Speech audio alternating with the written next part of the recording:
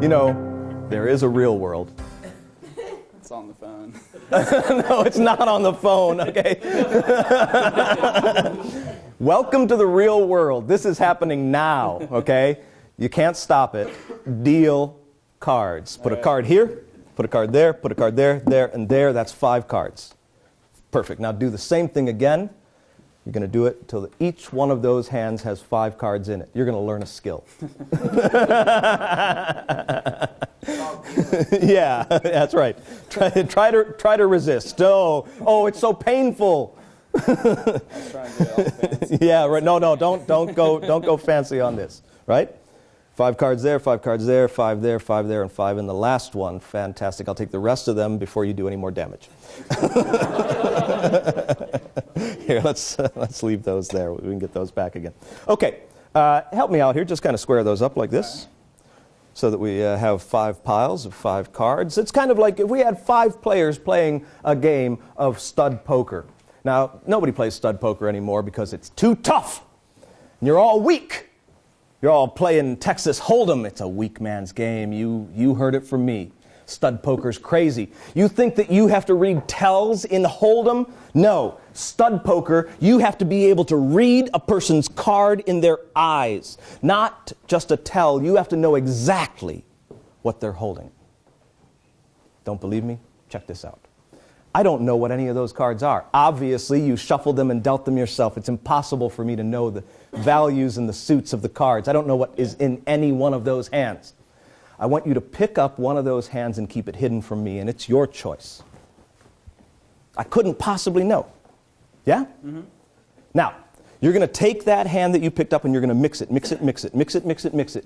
So even if I knew what was in that hand by some chance, there's no way I'd know what order those cards were in. When you've mixed them enough, square them up like that, hold them in your hand like this, and then you're going to peek at the bottom card. You're going to remember what it is. You got it? Mm-hmm. All right. Don't forget that card. As a matter of fact, let me turn away so you can show it to some other people. I don't trust you, Nick. I've looked into your eyes. I know what you're thinking, and it sounds like this. I'm Nick. Okay, so so Nick, did I get it right? Yeah. Now, Nick, here's what I'm going to ask you to do. Drop your hand of cards on any one of the other piles that you want. Any one, yep. Okay. Now, there are now 4 piles. Pick up any one of those piles. It can even be the one that's made of a lot of cards. You pick up any one of those piles and drop it on any one of the other piles. Okay, pick up any one of those piles and drop it on any one of the other. It doesn't matter. Pick up the whole pile and drop it on a pile. Pick up all, that's great. Drop it on. Then pick up one of those piles and drop it on another pile. Ooh, that's good. Yeah, that's good. Okay, now I'm only going to touch them to square them up around the edges like that. See? And then I want you to just reach over and cut some of them off. All And right. I'll just put those on there like that. Would you agree I couldn't know your card or its position? No. I could know its position. I could have estimated exactly how many cards were placed on top of it. It's possible, isn't it? Yeah? I want you to cut off some more cards. And we'll place those on top like that. Now do you think I know where your card is? Possible. Possible? It's all possible, isn't it? Yeah. Yep. Cut them again. I'm not even looking. And I'll place those on top. How possible is it now? Less, possible, but still possible. Yeah. Here, pick the cards up and just like you did before, deal them into 5 hands. This time, turn each card face up as you deal it. It's good. It's good. Oh, when you see your card, don't react. Okay. At all. Just keep dealing past it. I'll smile the whole time. They've seen your card, yes? Yeah? They've seen your card, yes? Yeah. Okay? You haven't, but they've seen it. They know where your card is. Stop. Name your card. King of Hearts. Show them the next card.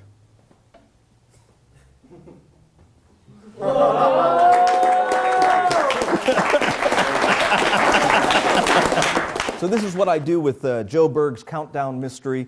I frame it as a poker trick, and it's one of those cool impromptu things you can do with any regular deck of cards. So the cards are thoroughly shuffled, and then you deal out 5 poker hands.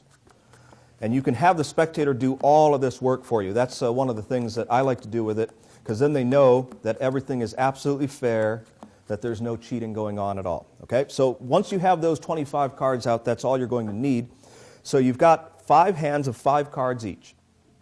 Now you ask the spectator to choose one of the hands that they want to use. It doesn't matter which hand they pick up. Whatever hand they pick up, you pick up a different one to demonstrate what they're supposed to do. So let's just assume that this is the spectator's hand that they choose here. I'm going to pick up the other hand so we can keep track of it. Now, all I'm going to do is I'm going to say, just shuffle your cards or mix your cards like this, and I will legitimately mix the cards. And then I'll say, now hold them face down in your hand and look at the bottom card and just remember it. Now, what I've actually done is I've looked at the bottom card and I'm remembering it. So even though it seems like I'm just demonstrating what to do, I'm actually doing what I say. So in this case, I've looked at a 6 of diamonds and I'm remembering it. But you want to do it in an offhanded way. You want to, say shuffle, shuffle, shuffle, hold them in your hand, and then just look at the bottom card and remember it. Make it seem like you're not trying to remember it, but don't forget it. So that's my key card, is the 6 of diamonds. It's right over there. They're going to do the same thing over here. They're going to shuffle these cards up. Then they're going to look at the bottom card without showing it to you, whatever it is. I'll look this time just so I know. 6 of spades. That's going to be easy for us to keep track of. So this is the selected card, the 6 of spades. Now, the best way to explain this trick is for you to imagine that instead of hands of cards, that each one of these is a single card. So if we just had 5 single cards out here, and I asked the spectator now to pick them up in any order, I could easily keep track of the relationship between my 6 of diamonds and their card. Their card could go on top of my 6 of diamonds. It could go under my 6 of diamonds. It could have one card in between. It could have one card in between going the other way. Their card could be in lots of different positions, but all I have to do is remember how it relates to my key card. So it can be picked up absolutely any way that they want to. All right, I'm going to pick it up like this. Let's say that a pile goes on top of this pile. Well, now I know my 6 of diamonds is still at the bottom of that pile and their card is there. Okay? Let's say that this goes onto that pile. I now know that my 6 is above one card. I'm imagining one card. Okay? One card above my 6, and then one card below it. Let's say that they put this on there. Now there's a card, my 6, and a card. Okay? Now if this went on top like that, then it would be 2 cards behind my 6, 2 cards in between it.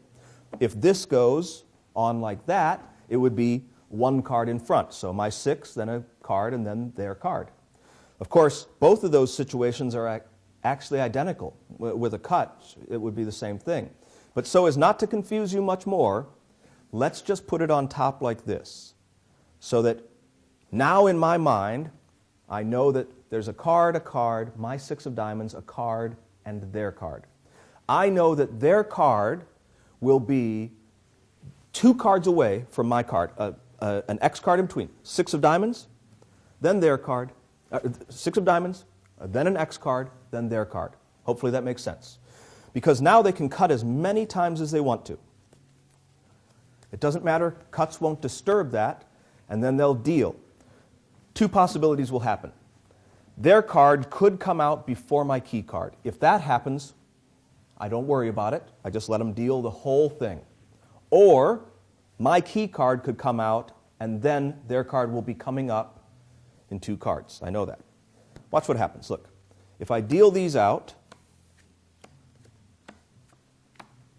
none of those are anything important. Now, we know that their card has come up, but we wouldn't know this if we were performing it because we haven't seen our key card yet.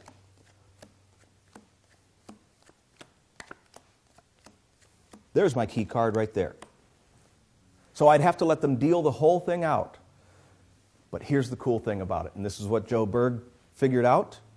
My key card is in the same hand as the card that they're thinking of, in the same relationship that I'm thinking of. That means my key card, then an X card, then their card. So look, here's my key card at the bottom. There's an X card, and there is the selected card. See? Boom, just like that.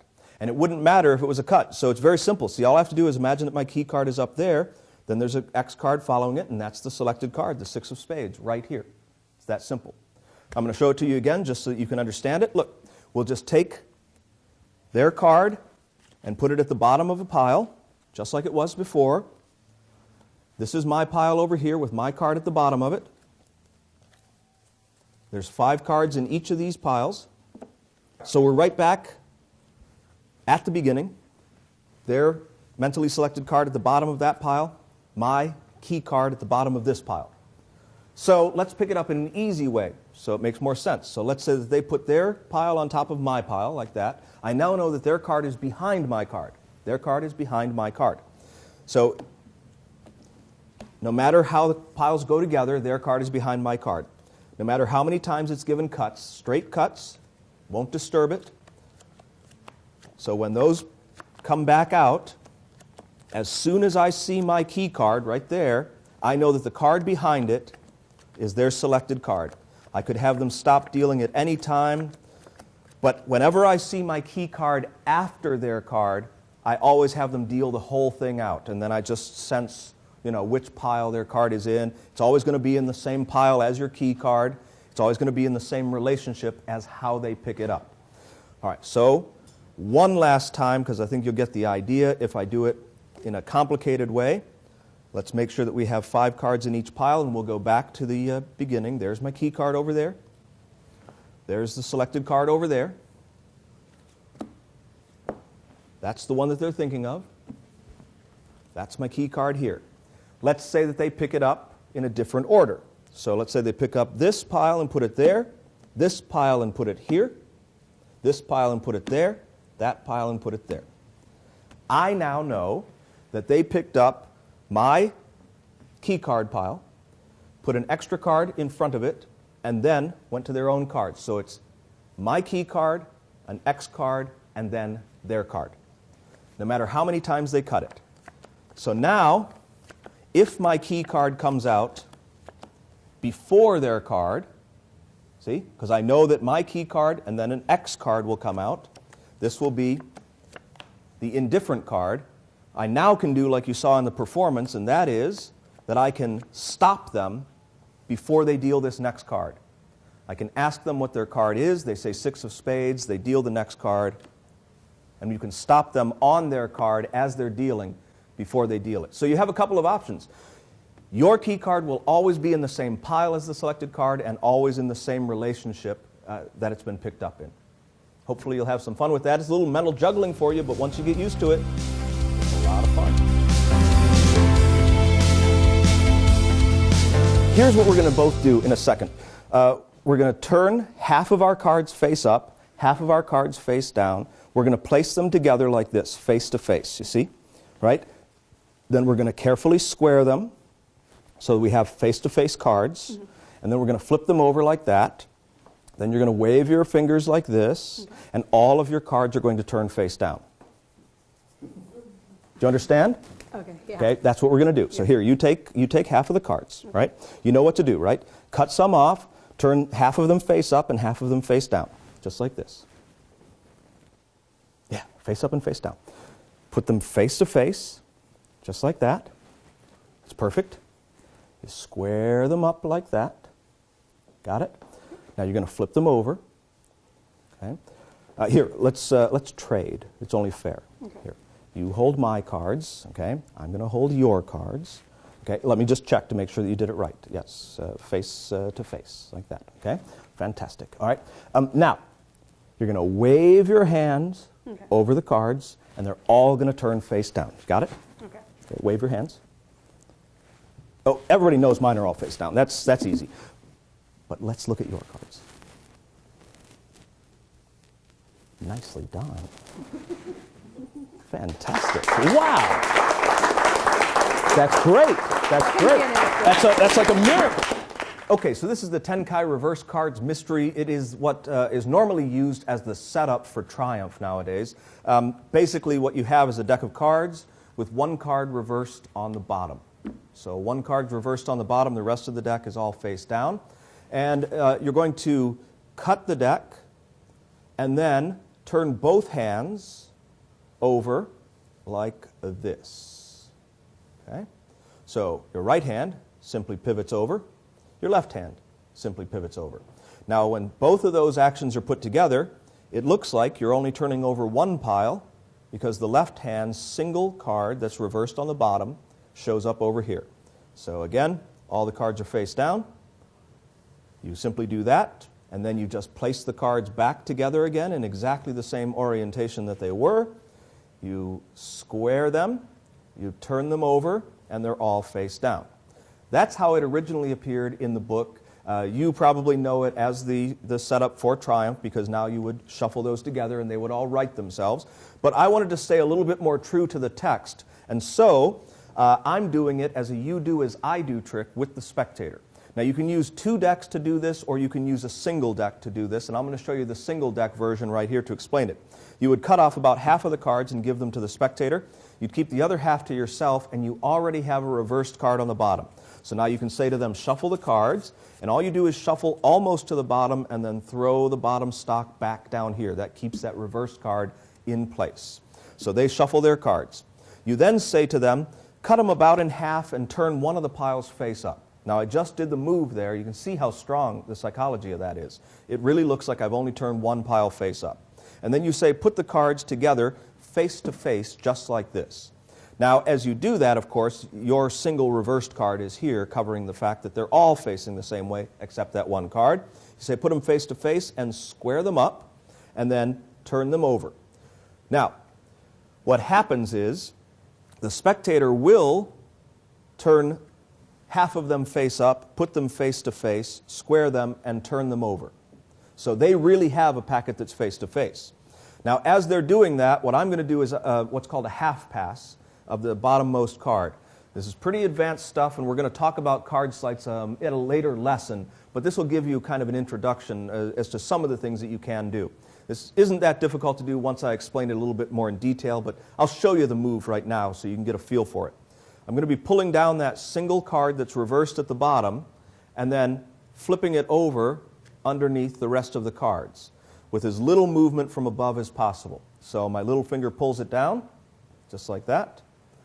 My right hand comes over and takes the packet, and as my right hand's taking the packet, my left fingers are dropping, reversing that card, and then it's squared. Now the whole action happens in my hands like this. It's going to look like I shuffle these cards. It's going to look like I turn half of them face up, square them all together, turn the whole thing over, and then give that packet a little squaring. And that's that half pass that I just did right there. So that when I hand these to the spectator, they are all facing the same direction. Now, I did a half pass with that single bottom card. I'm going to do the same thing with half of the deck here as soon as they discover that those cards are all face down. So I show their cards. I say, look, cards are face up to face down. I get a break between the two sections. And then I say, just check to see if those have straightened out. And as soon as they check to see if those have straightened out, I half pass theirs.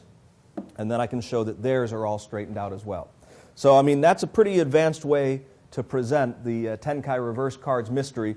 And I'll also tell you, it's a lot of work for very little effect, but it gets my fingers going, and I like to throw it in as kind of a warm-up before I do any other magic. Jennifer, here, take the deck of cards, and this is going to be the way that I communicate with you. You can think of this guy, this little joker riding the little bicycle there. Look at the way he's dressed. Okay, you can think of him as a hacker, because he's riding a bicycle, pretty much. You know, I'm not 100% sure what that means. Have you mixed those up? No. Oh, Is it supposed to? I guess I don't know. Probably not. Okay. You know. All right, you've got them pretty well mixed up. Sure. Because you're going to do everything here, and all I'm going to do is I'm just going to observe. Okay. And as I observe, my hacker will help me to pick up information that I couldn't know. Okay. All right. Here's what's going to happen. I want you to look through the deck of cards, and I want you to take out any 4 of the cards, any 4 cards that have numbers on them. An ace could be considered a number because it's the number 1, but I wouldn't take out any of the face cards because those aren't number cards.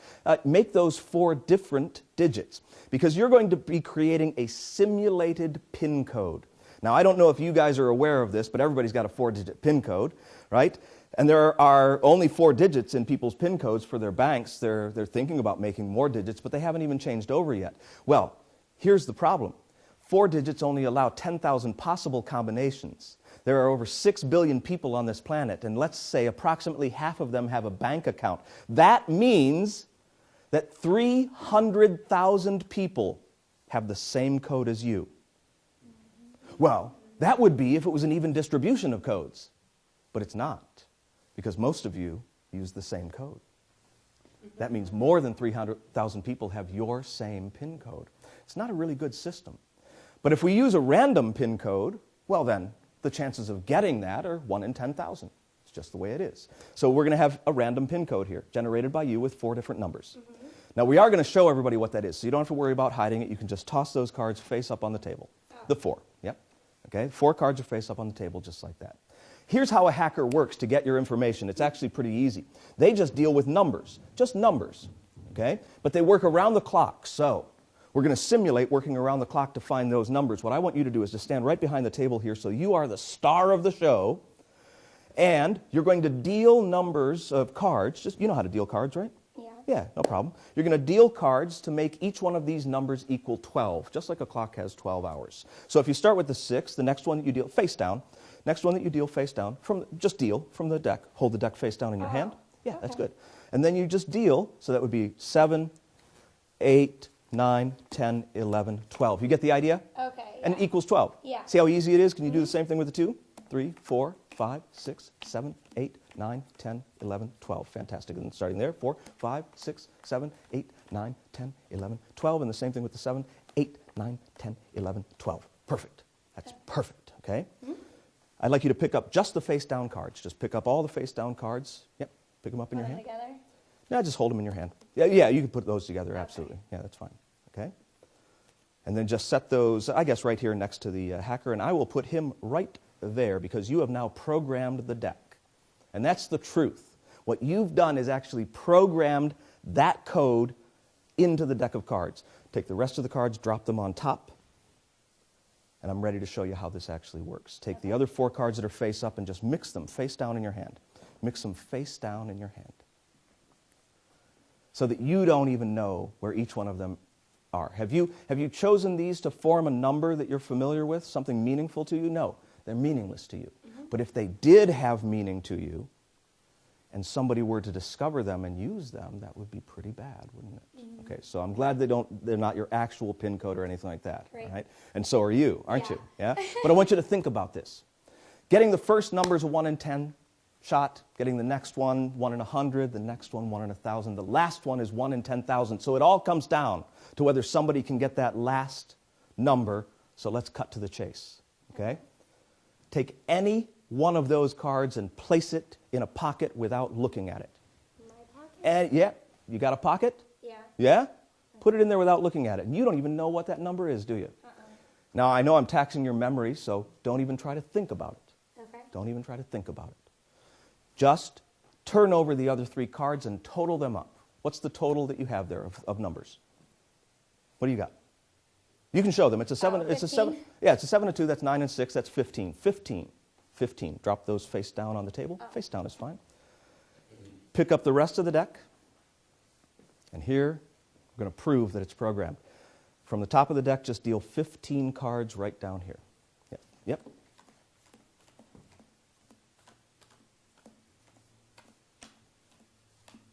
And then drop the other ones on top. That's it. Square them up. And guess what? That hacker that's been hiding there in the system, he already knows what card you have in your pocket. It's true.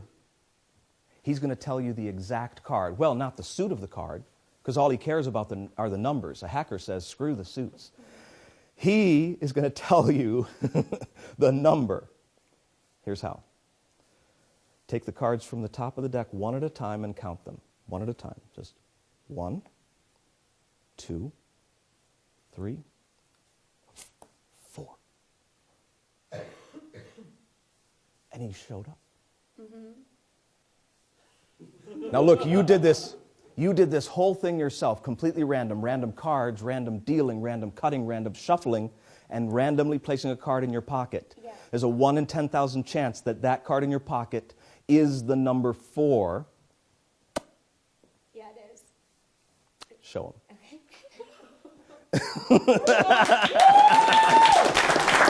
That was awesome. Well done. This is one of those crazy self-working mathematical tricks. I have completely changed the presentation so that I can get the maximum impact out of the revelation. And the revelation is really, really small. All this trick does is tell you the number on a card. That's it. Doesn't tell you the suit or anything like that. Just tells you the number on one hidden card. Now, I've also changed the method so that it's a lot easier to remember. Your key number that you have to remember is 12. Okay? There are 12 hours on the clock. And so, in the presentation of this, I say that these hackers work around the clock to steal your information. If you can remember that, you can remember how to do this trick. The biggest requirement is an entire full deck of cards, 52 plus 1 joker. So, you have to have a completely full deck of cards for this to work. Here's what's going to happen. Just like you saw in the presentation, the spectator is going to take out 4 cards with numbers on them. Let's just take out those. Okay? 4 cards with numbers. And they will show those cards to everybody. Basically, they are revealing, a pin, creating an imaginary pin number. Okay? So, when you tell them to deal cards onto those to equal 12, you have to explain what you mean by that. You say, starting with this 7, you would count another card as 8, 9, 10, 11, 12. Then the same thing for the 9, 10, 11, 12. Same thing for the 3, 4, 5, 6, 7, 8, 9, 10, 11, 12. And then 6, 7, 8, 9, 10, 11, 12. Okay? So, they've dealt those out. Now, what's going to happen is the joker is going to go to the bottom of the deck, face up. Okay? Bottom of the deck, face up. And all of these dealt cards are going to go underneath the joker. So all of those go under here. At this point, these cards are hidden and mixed, and then one of them is secretly taken away. The other cards are turned face up. They're totaled up. So in this case, we have, 6 and 7, that's 13, plus 9, that's 22. You now deal out 22 cards. Now, of course, you don't have to total them up like that. You can deal them out. You can say 6 cards here, 1, 2, 3, 4, 5, 6. But it's not quite as deceptive. So it's better to total them and say 22 cards, 22. 1, 2, 3, 4, 5, 6, 7, 8, 9, 10, 11, 12, 13, 14, 15, 16, 17, 18, 19, 20, 1, 2. 22. Those go to the bottom. Everything goes to the bottom. At this point, if I deal the cards out, when the joker appears, it'll appear at the number that matches that card. 1, 2, 3. Oh, there's the joker. That must be a 3, and it is. Okay? Now, the trick will work automatically every single time if you follow those instructions, but you may be asking yourself, why? Do you really want to know why? I mean, really. Should I actually explain why? Because I will. And for the first time in your life, you'll understand this kind of a trick. Let's break it down in the easiest possible way to explain it. It's so easy, in fact, that once you grasp this, you'll be surprised that it fools anybody. But nobody else understands the math behind it. The math is simple. Look, I'm going to take out 4 different numbers, and it doesn't matter what they are.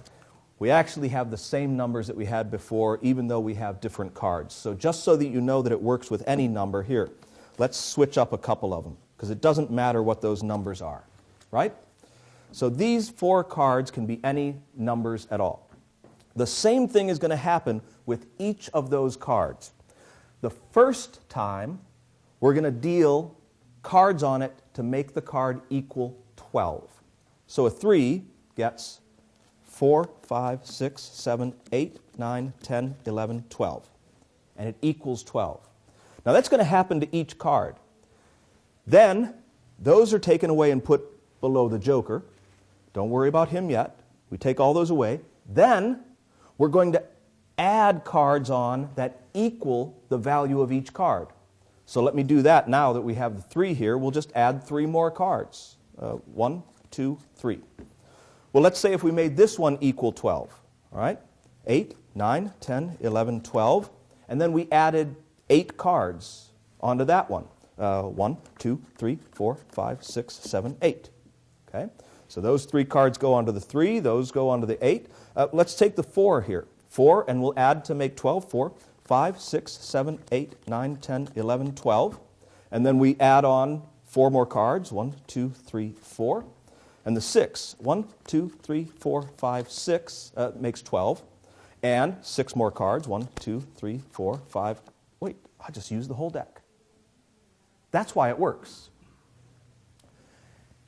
If you take any value and you make it equal 12 and then add that value back into it, you will have 12 cards.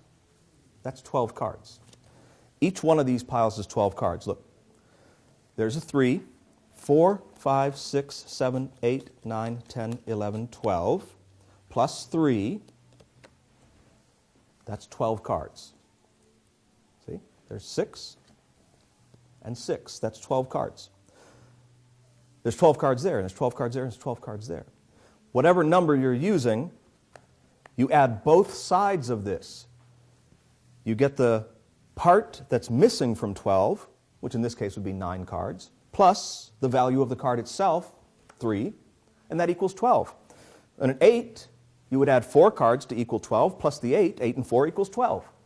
They each equal 12, and then you add their own value back into the stack, and you have 13 cards.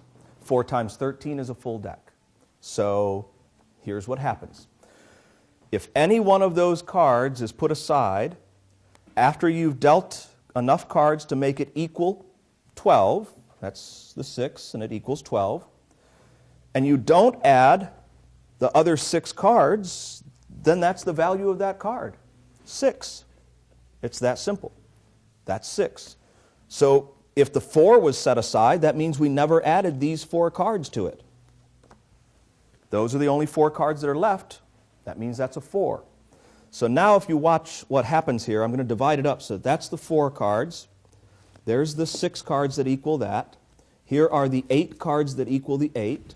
And here are the 3 cards that equal the 3. Each one of these piles at the front causes that value to add up to 12. So that's 3 plus 9 cards. That's 12. 8 plus 4, and 4 plus 8, and 6 plus 6. And each one of these piles out here represents the actual value of the card if we were to deal it. So all that happens is when we deal these 4 piles out to begin with, we pick them up and we put them underneath the joker. The joker is currently under all of those piles. And then when we deal the values of the piles, we're taking those off of the joker, and whichever one of these we didn't deal off of the joker would be what remains on the joker. It's really pretty simple. Now, technically, in the joker trick, you don't have to use number cards. You can just use any random cards that come up, including face cards. So let's say a face card was to come up randomly. You would treat that as a 10. And you would add 2 cards to it. And then, when you come back to count on it, you would count it as a 10. Those 10 cards would equal 12, just like all the other ones did. The reason I don't use random cards coming up, and I don't use face cards for this, is it's just another step in the explanation that you don't need. All you're getting out of this trick is the value of a hidden card anyway, and it's kind of disappointing when the value of the hidden card comes up as a 10 and the card's actually a face card, and that could happen. So for me, I cut right to the chase and I say, just pull out some number cards to represent a pin number. Because I know that all we're going to end up with at the end is a number anyway. I'd rather have it match the card exactly. I hope that makes sense.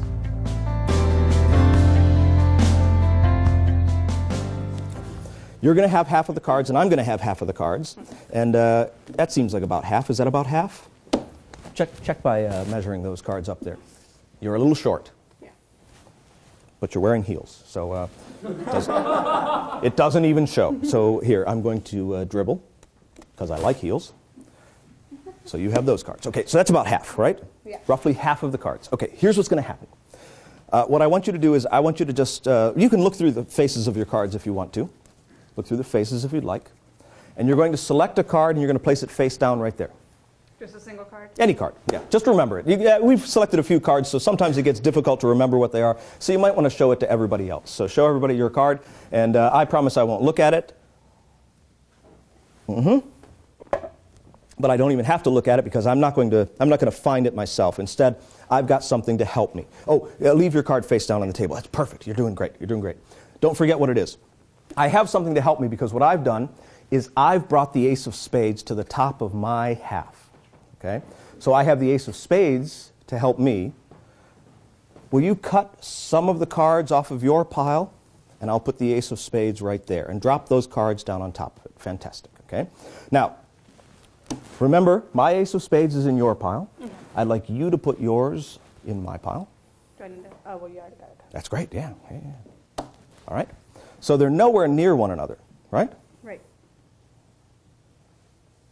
And yours is in the middle. Oh, I didn't tell you to square that in. Whoops. Now I don't know where it is.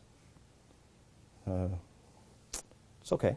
Do you know about how many cards from the top the ace of spades is? From the top. Yeah. How about from the bottom? Now. No, From the bottom? No? How many cards down is yours? I have no idea. That's a problem. Pick up all of those cards. Drop those on top there. I won't touch Oh, and square them up. No, you did great. I'm just joking with you. square them up. Square them up. Square. No, put them on there. Yeah, and square. Yeah. The edges. Right. Well, you did great. You did great, Kristen. Okay, it's great. But now the ace of spades is somewhere in the top part of the deck, right? it. Yes. And your card is somewhere down there in the bottom. Yes. Yep. Check this out.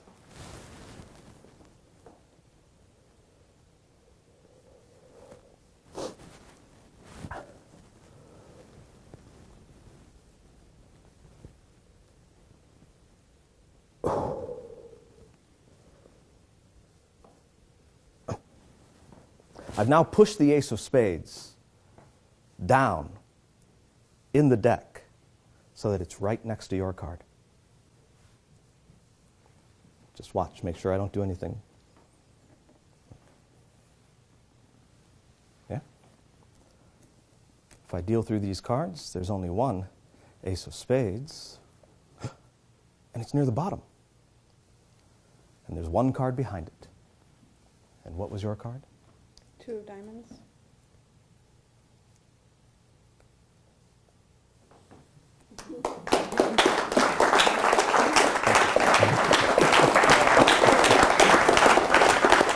Here's another trick that's kind of cool. You can do this impromptu with any shuffled deck.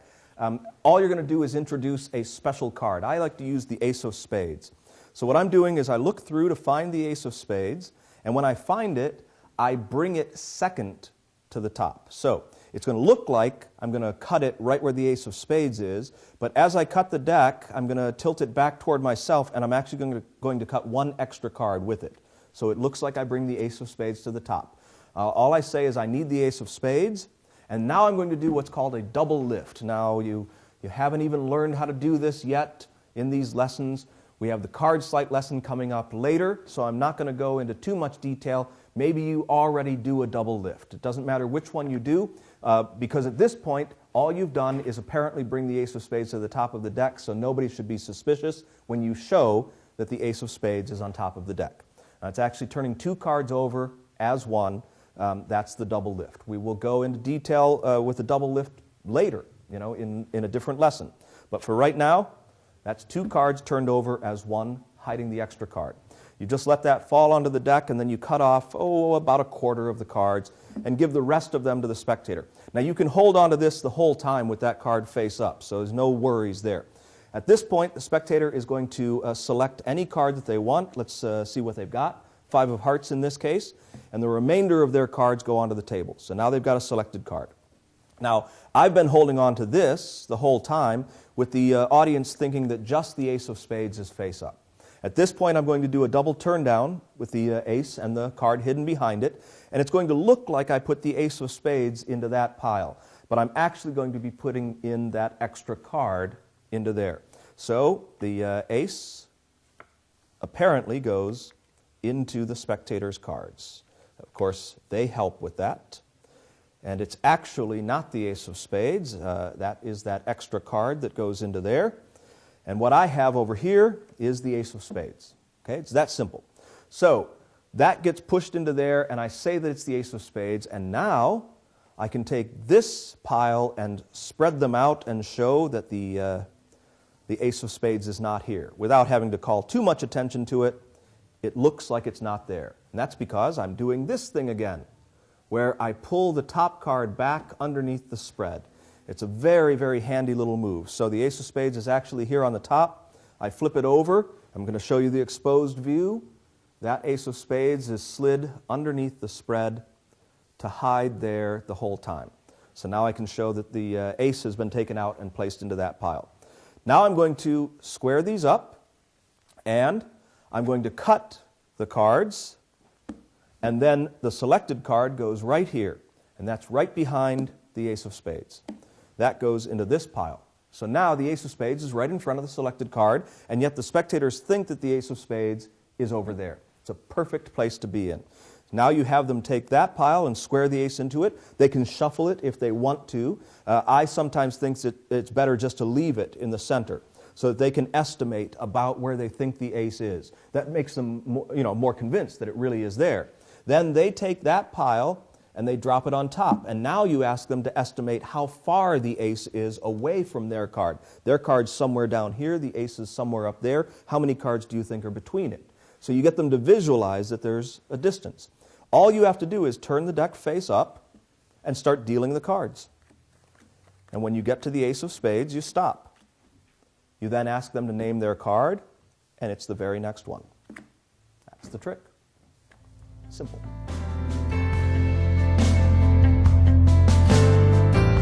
Let me see if you can help me find the other ones. I've got the ace of spades. I just want to find the other ones.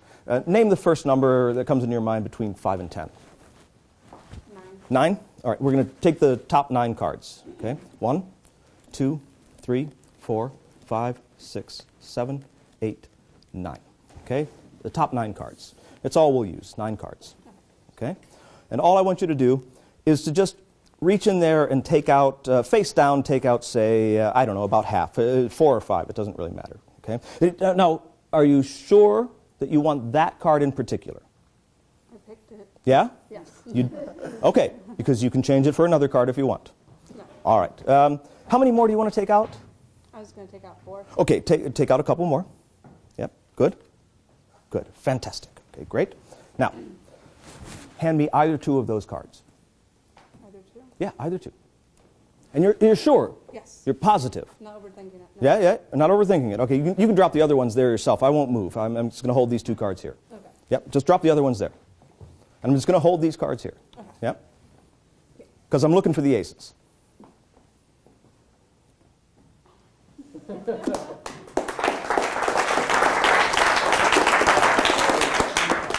This is a quick little trick where the spectator names any number from 5 to 10, and the card that you're looking for is at that number. Now, you can use this to reveal a selected card, or you can use it to find particular cards. In the performance that you saw, I was looking for the aces. And to make this make sense to you, let's just assume that I had already found one of the aces. I had already prepared 2 of the aces on the bottom of the deck, and then I had 1 ace on the top of the deck, and then I have 1 ace that is 7th from the top. Okay? So that is the situation that I would have been in at that point in the routine. So now you just ask somebody to name a number. Name any number between 5 and 10. Now if they name the number 7, well, you're all set because the 7th card is an ace. If they name the number 6, all you have to do is deal 6 cards and turn over the next card. It's a standard approach to that, and that will be the ace because it's the 7th card. If they name the number 8, you have a few different options. Here's a good option. You can deal 8 cards down, 1, 2, 3, 4, 5, 6, 7, 8, and then pick up the 8 cards and then do a double, and you will have found this ace. Now at this point you can do a cleanup of this. It's known as a KM move. Basically you're going to take your double, and this is not actually in Tarbell, but it's a really nice move to know. So you take your double and you're going to slide it down the deck like this so that it touches your fingers. You'll actually contact the back card, the rear card of that double, and as you turn your left hand over, it peels that card away as you set this single down. So let me go over that again for you so you can see. Basically you have the ace second from the top here. You show it, slide it, peel off the extra card, and that gives you a single here. Now what happened to me is actually a good thing. That is that the person named the number 9. Now if they name the number 9, then you're going to deal out 9 cards and you're going to give them some choices to make. There are lots of ways, of course, to approach the number 9, but this is the way that I like to do it. So I would just deal out the 9 cards, 1, 2, 3, 4, 5, 6, 7, 8, 9 cards.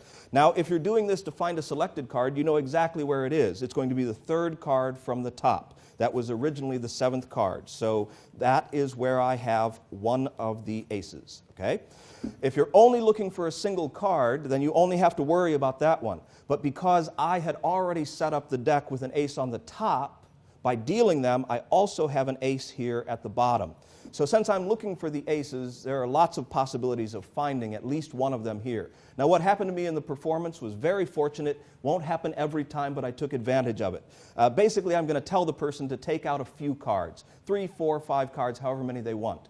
Now, if you're used to using the Magician's Choice or the Equivoque, then you understand that if they don't take an ace, well, then you just work with the cards that you have left. But if they do take an ace out, then you work with the cards that they take. In this case, they took out this ace, that ace, and another card. So I had, from the random selection of cards, they took out 3 of them. 2 of them happened to be aces. So I was in a really good position where I could do a lot of different things with it. Now, all I was keeping track of was the ace that I knew was the 7th from the top. The other one just happened to be involved in there. Now at this point, I'm just going to ask them to hand me 2 of the cards. Again, it's another standard approach. If they hand me the 2 cards that are not aces, then I can say that they've got it. If they hand me 2 cards and one of them is an ace, then we can use the Equivoque there. What they did, again, was very fortunate for me, so I took advantage of it. They just happened to hand me both of the aces that they had in their hands, so I showed both of them. It's a nice thing when it happens, but the real nature of this is you're just keeping track of that 7th card and you're making as much use of it as you can. Let me demonstrate what I mean. Look, we'll use this card, the King of Hearts, and we'll use another card, the 4 of Diamonds, and another card, the 3 of Hearts. The King of Hearts, the 4 of Diamonds, and the 3 of Hearts. Okay? Keith, all I'd like you to do is just approach the table and push any one of those cards toward me, the king, the 3, or the 4. I'm royalty. Yeah, you're sure? You're sure? Yeah. You don't want these? No. Okay. I won't even touch that card. That was the King of Hearts. Turn it over yourself. That's the Ace of Diamonds.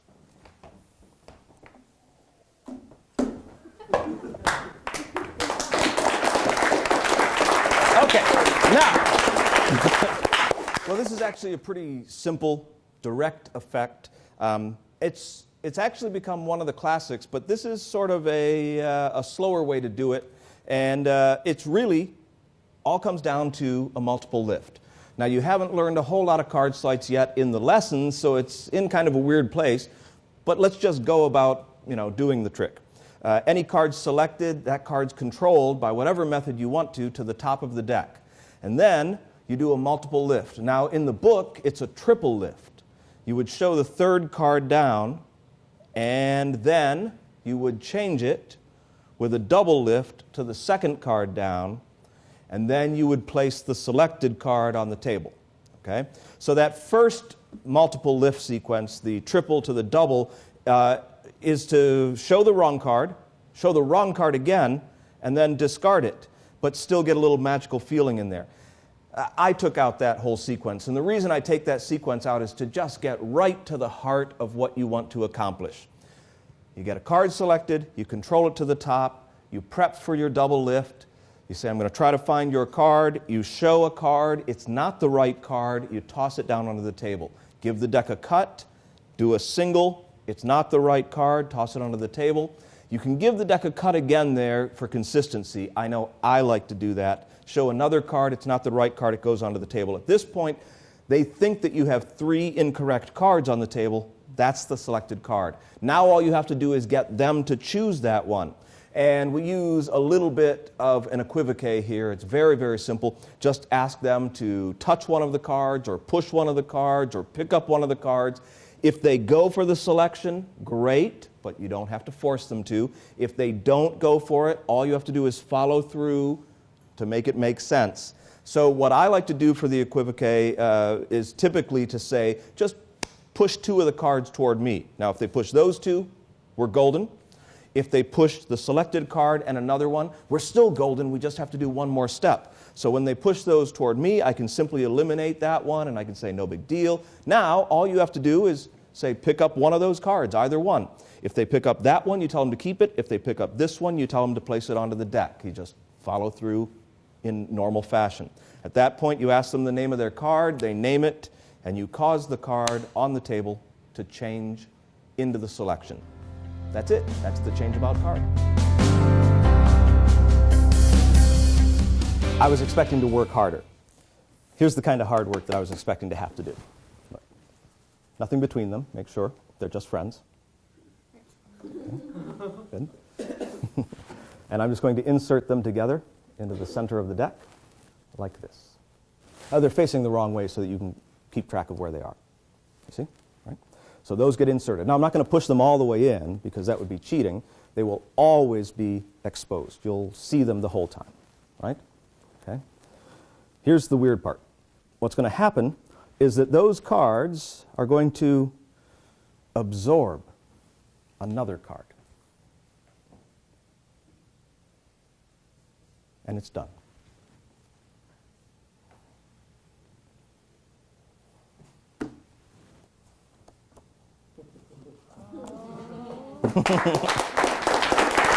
Now, so this is kind of a cool way to reveal a card, getting it trapped between 2 other cards. You know, a sandwich effect, and in this case, it's really pretty direct as far as the method goes. So the first thing is you want to just pull out a pair of cards that you want to use for this. So let's just take out the black kings. Those would be set off to the side. And now somebody takes a card from anywhere at all. You can have the card signed, however you want to do it. But that card, when it's returned, needs to be crimped. And there's lots of ways to do this. So let's just go over one simple technique for crimping a card. There's nothing to it. You're going to push the card in, and as you push it in, you're just going to angle it a little bit down like that. It's going to hit your little finger. It comes out a little space right here. So as you push it in, that's where it is. Then you're going to take your ring finger, and you're just going to push on that corner, and then square the card in. So now you have a crimped card right here at the back that looks like you just squared it into the deck. You can now shuffle the cards. You can have the spectator shuffle the deck, however you want to do it. And from this edge, which would be the top left edge, there's no visible crimp. When you turn it over like this, the crimp is pretty easy to see. So you want to be careful not to turn the deck around. I'm going to even centralize that crimp because that's what I would do during the performance. That crimp is back here, hidden where your little finger is. If you have to, you can just grab the deck like this, and now the crimp's completely hidden. When you let go, that crimp will come back. You can still see that gap there. The actual location of the crimp is where your third finger, your ring finger, is.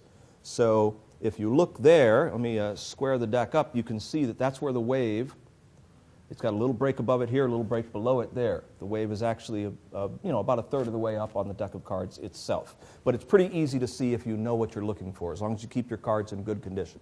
Okay, So now, after the shuffle of the deck, you're going to spin the deck around like this and look at it yourself. I can see the crimp right there. And then, if it's not close enough to the center, you just give it a little cut like that as you turn the cards. Okay? So now you're going to take the 2 kings and you're going to insert them into the deck, apparently together. What's going to happen, though, is that you're looking for that crimp. And what's interesting about this crimp, and you know what I'm going to do, just to make it easier so that you can see it? It's really easy to hit with a single card, but I want to show you the 2 spaces that are available. So there's one here in front of the card, and there's one here at the top of the deck behind the card. Those are the 2 places that you're going to hit the kings. One of them is going to go behind the card right here. The other one's going to go in front of the card right there. So that's going to happen at the same time. So when you pick the 2 kings up, you push the rearmost one forward like this, and you can get its corner to go right behind the card as the other king goes right in front of the card. You can do it all in one action, like they're a pair of tweezers going right around the card, and then you center them up, you spin the deck forward again and put your little finger underneath it. Now, if you hold those 2 kings together and you push them down and pull them up, the selected card will start to come up between them. So there it is between them. But you don't show that until you do that a couple of times. Just in the general action of positioning the kings, you get the card between them. Not only that, you get the card squared all the way to the top of the kings with this plunger principle. So that card's now trapped between the 2 kings and squared with them. And then you just rub them a little bit like this, pull them out, show that one card has appeared between them, have the selected card named. The crimped corner is right down here at the bottom. So all I have to do is take my thumb on this side, my index finger on that side, and as I turn the card over, I give a little extra twist, like that. And that takes the crimp right out of the card, and you're ready to continue doing whatever you need to do. 3 cards shuffled somewhere in the deck of cards. Yeah? Okay. 3 people, 3 cards. It's all right. Try to relax. Okay. All right. Here's what we're going to do. I'm going to place the deck of cards into one of my pockets in my jacket. Like this. And then, Diani, what I want you to do is to extend your arm. Perfect. Extend your other arm. You are now the magician. All right. Okay? All right. So, relax. Don't put your hand into any other pocket. Okay, all right, I won't. You don't know what's going to happen. There's stuff in there you don't want to touch. As a matter of fact, if you carefully open up this lapel, you'll see that there are 2 pockets. In the lower pocket, there are 3 darts. Don't reach into the lower pocket. The deck of cards is in the upper breast pocket. Now, I want you to take your right hand, and in your most magical gesture, reach in to that breast pocket with your right hand and remove 1 card and hand it to me. Any one. Can I show you? That's fine. Now be honest with me. There's 3 people who selected cards. Is this someone's card? That's mine. That's mine. Okay? Your most magical gesture, reach into that pocket and remove another card. Be honest. Is this someone's card? Yes. That's yours? Yeah. It's 2 out of 3. Name your card. Ace of Hearts. That's the one you're looking for. Yes. But don't look. Look over there. Reach into your pocket, remove 1 card, and proudly display the Ace of Hearts. I'll take the jacket back. Thank you so very much for helping out. This is one of my favorite tricks to perform. It's basically impromptu. As long as you're wearing a jacket that is styled like most modern jackets, you'll be able to do this one the way that I do it. In the original version of this, you would have to hope that your spectator was cooperative and that they would follow your instructions, and you had to get them to do things quickly. I've updated it to make it so much more relaxing. There's basically nothing that you have to do. If you know how to control cards in a deck of cards, you'll be able to do this. So let's just take out some cards, some selected cards. Let's use a couple of kings. We'll use the 2 red kings and the black kings. You're going to have 3 selected cards. Okay? Now what I'm going to do is I'm going to control those cards using a Hindu shuffle control. Very, very simple. Now we haven't talked a lot about card sleights yet in any of these lessons, so if you have a control that you prefer, by all means use that one. If you don't understand how to control cards at all yet, stick around. In a later lesson we're going to teach you a lot of sleight of hand moves with cards, and that'll bring you right up to speed. But basically this is what I'm using here. It's very, very simple. So you just run cards into your hand like this. You just stop at any time, and one of the selected cards goes in that position. Now when you come back to pick up that card, it's the selected card that you're picking up, you hold a little bit of a break.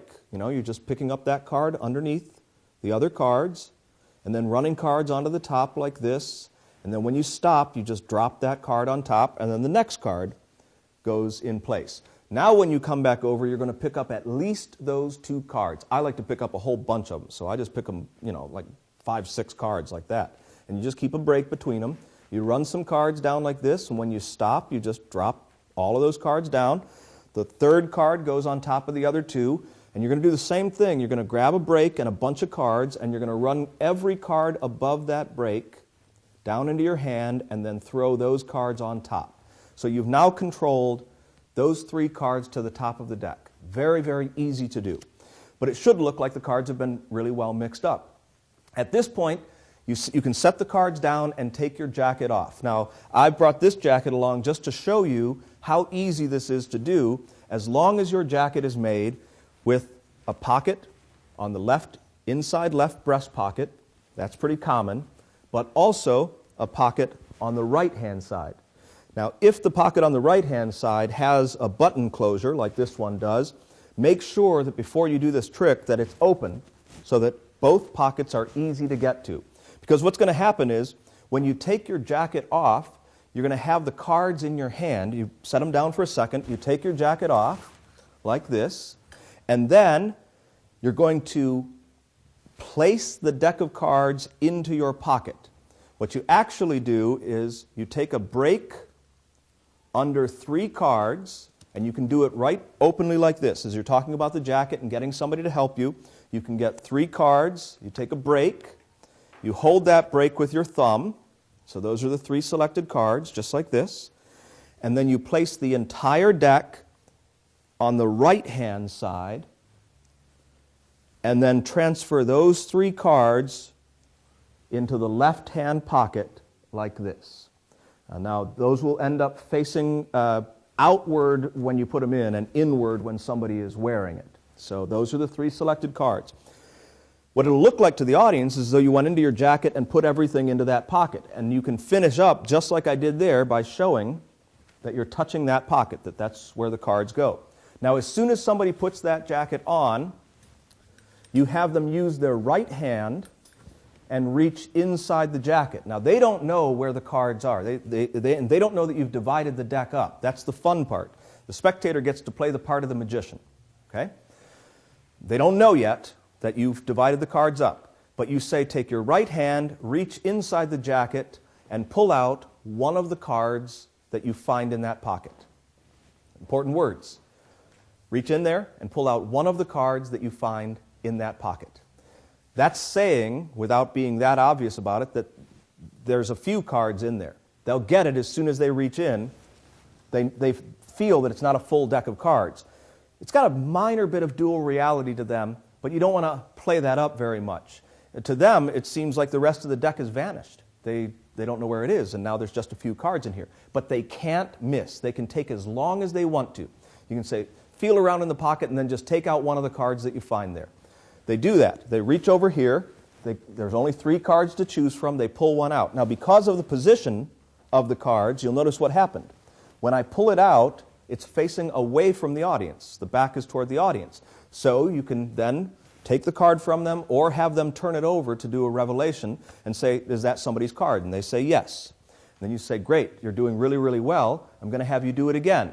So this time, push up your sleeves. You can get them into the idea of the magician. Concentrate, reach in, take your time, mix the cards up if you want to, and then pull one out. So now they've got 2 cards to choose from.